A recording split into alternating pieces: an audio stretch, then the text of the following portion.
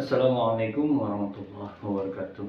Inna hamdalillah wassalatu wassalamu ala rasulillah wa ala alihi wa ashabihi ajma'in. Amma ba'du. Kaum muslimin dan muslimat dimanapun Anda berada, kali ini kita akan coba memahami kajian-kajian kita sebelumnya dari awal sampai yang terakhir, bab tentang domir. Kita akan coba memahami contoh-contoh domir yang ada di dalam Al-Quran. Sebagaimana pada pertemuan pertama pernah saya ungkap bahwasannya bahasa adalah alat untuk komunikasi.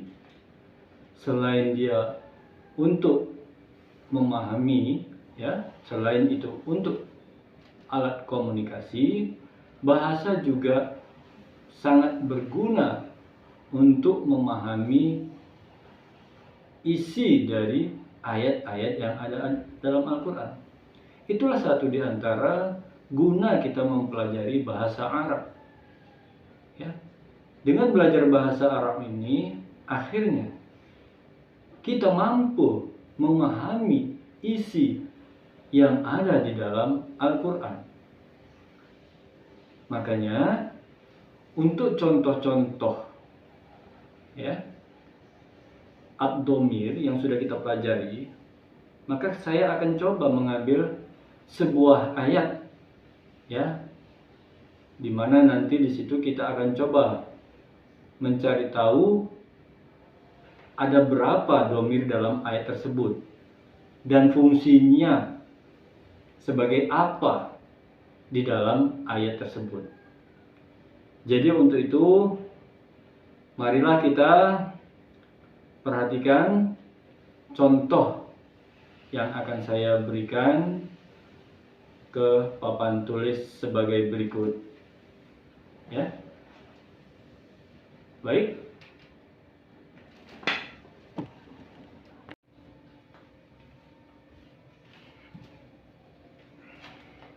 Assalamualaikum warahmatullahi wabarakatuh. Baik, saudara-saudaraku kaum muslimin dan muslimat, mari kita perhatikan contoh yang ada di dalam Al-Quran. Saya ambil di surat Al-A'raf ayat 12. Mari kita lihat ada berapa domir di ayat ini dan sebagai fungsinya sebagai apa pada kalimat ini.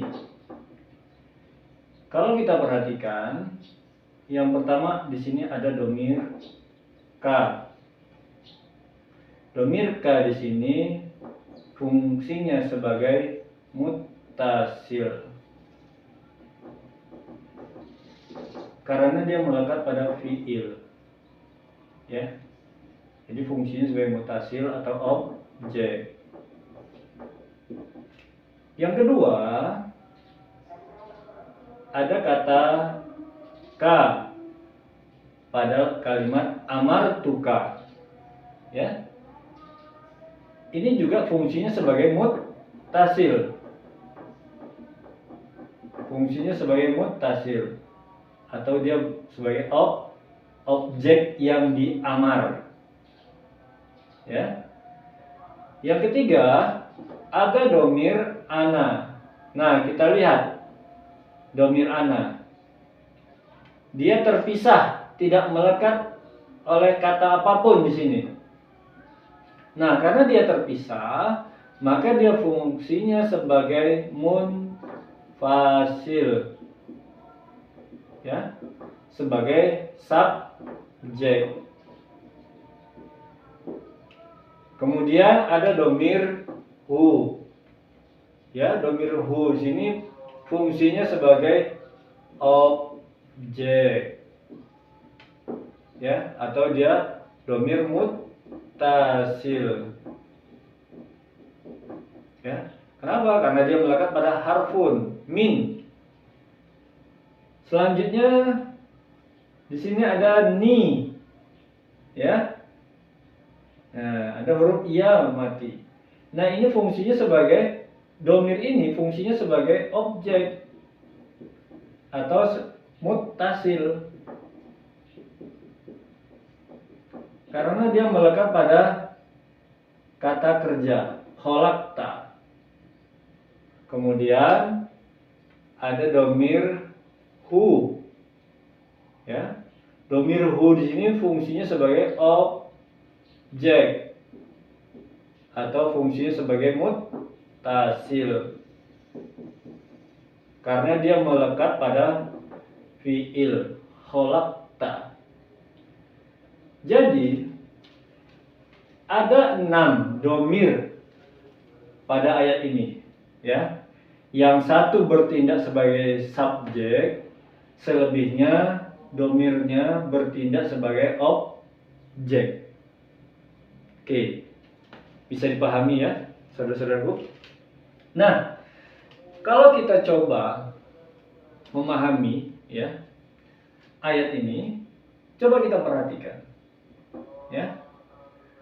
Kata qala ini bentuknya fiil, ya, di dalamnya ada domir huwa, kata ganti untuk Allah. Jadi yang berkata di sini adalah Allah. Qala, Allah berkata, ma mana'aka, apa yang menahanmu. Mu di sini adalah kata ganti untuk iblis. Jadi Allah berkata kepada iblis, apa yang menahanmu untuk tidak mau bersujud iz amartuka, ketika aku mengamarmu. Jadi mu di sini, ka di sini kedudukannya sebagai objek. Objek yang diamar oleh Allah. Ya, paham? Paham ya? Oke? Nah, ketika Allah bertanya kepada iblis tentang alasan dia tidak mau bersujud, maka qala, iblis pun berkata, iblis pun menjawab, aku lebih baik, khairu, aku lebih baik dari dia. Jadi ada suatu perbandingan.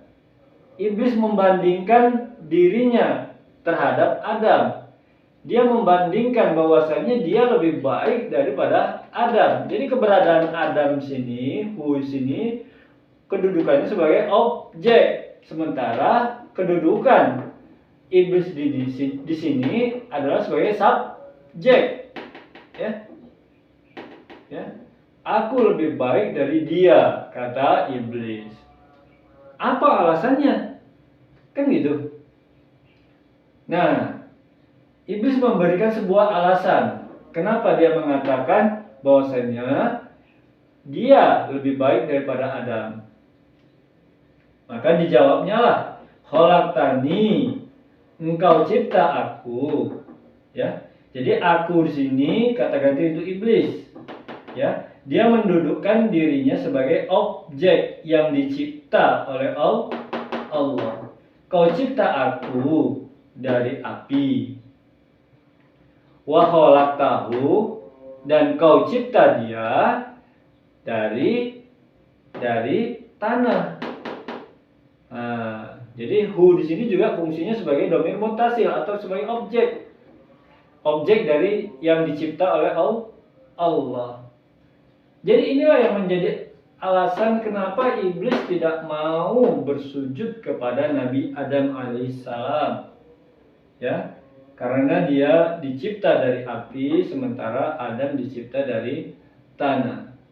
Nah, fenomena ini bisa dan sangat kerap terjadi pada manusia, ya, yang merasa dirinya lebih baik daripada orang lain, ya, ditinjau dari asal usul dirinya. Dia merasa lebih baik karena dia keturunan bangsawan. Dia merasa lebih baik karena kedudukan orang tuanya, dan masih banyak lagi. Jadi dari belajar domir ini banyak yang bisa kita pahami, ya. Banyak yang bisa kita ambil pelajaran. Seperti contoh ayat ini. Jadi jangan kita subjektif dalam menilai diri kita, ya. Jangan subjektif. Belajarlah untuk objektif. Dan kata sujud di sini maknanya bukanlah seperti sujud pada saat kita sholat, tapi sujud di sini bermakna adanya sebuah pengakuan. Kalaulah memang ada kelebihan, fadilah pada diri orang lain, maka apa sulitnya kita untuk mengakuinya? Nah, jadi jangan kita berperilaku seperti iblis yang sulit untuk mengakui orang lain. Kalau kita sulit untuk mengakui satu sama yang lain, maka disinilah menjadi akar persoalan dalam kehidupan kita. Akan terjadi kerenggangan dalam kehidupan kita berhubungan, bersosial. Jadi jangan seperti iblis. Jangan kita seperti itu. Ya. Enak kan? Dengan belajar bahasa Arab ini kita bisa paham, bisa kita tahu isi ataupun makna yang ada di dalam Al-Quran, ayat-ayat yang ada dalam Al-Quran. Dari pembelajaran kita tentang domir ini, contoh yang saya ungkap di surah Al-A'raf ini, mungkin ada yang mau ditanya, silahkan. Kalau memang ada yang kurang jelas, silahkan tanyakan, silahkan komentar pada video kita kali ini. Lebih kurang saya mohon maaf. Billahi taufiq wal hidayah. Assalamualaikum warahmatullahi wabarakatuh.